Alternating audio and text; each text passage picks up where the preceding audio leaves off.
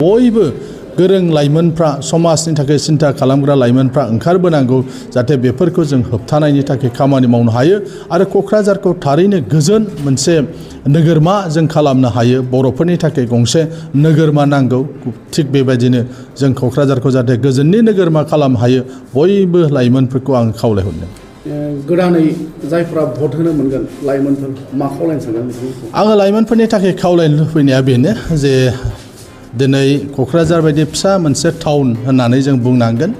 दा दिनै बावहाय क'क्राझार इउनिभार्सिटि खालामनायाव आं मैखोम मोनसे रल लादों। बेनि अनगायै स्किल डेभेलपमेन्ट ट्रेनिंफोर जायो। जोङो आसाम एसेम्ब्लिनिफ्राय जोङो खाबु मोनो आरो बेबायदि स्किल डेभेलपमेन्ट ट्रेनिंआव जों सेंग्रा सिख्लाफोरखौ इयुथ्सफोरखौ लाइमोनफोरखौ जों दैथायहरनाय जायो। दिनै CM AAA जों मोनो आरो बासि मोजां जायफ्रा उनाव माने मोनबा नङा माबा मोनसे खामानि मावगोन बेफोरनि थाखाय माने CM AAA लनखौ सासे MLA आ गावनि समस्थियाव 800 जन मानसिफोरनो होनायनि थांनाय बाराव जों खाबु मोन्दोंमोन। दा बेनिखायनो आं लाइमोनफोरखौ खावलायनो लुबैदों निराशा जानो नाङा। जायफ्रा फरायदों फरायनायाव गोसो होनांगौ आरो जायफ्रा फरायनायखौ दोनथ'बाय बिथांमोना बायदिसिना स्किल ट्रेनिं लानो हायो आरो सरकारनिफ्राय बेबायदिनो मदद लानानै गावखौ फसंथानो थाखाय गोबां सरकारनाव राहा लामा दं। खालिबोल' फोनांजाबनाय मोनसे कानेक्सना थानांगौ।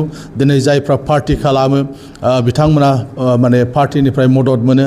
जायफ्रा माने गोसो गुदुं जायफ्रा खौरां लायो बिथांमोना मिथियो जे बबे समाव मा ट्रेनिं जायो बबे समाव मा खाबु फैयो। बेनिखायनो आं लाइमोनफोरखौ खावलायनो लुबैदों खुनु गोनो गोथो जानो नाङा।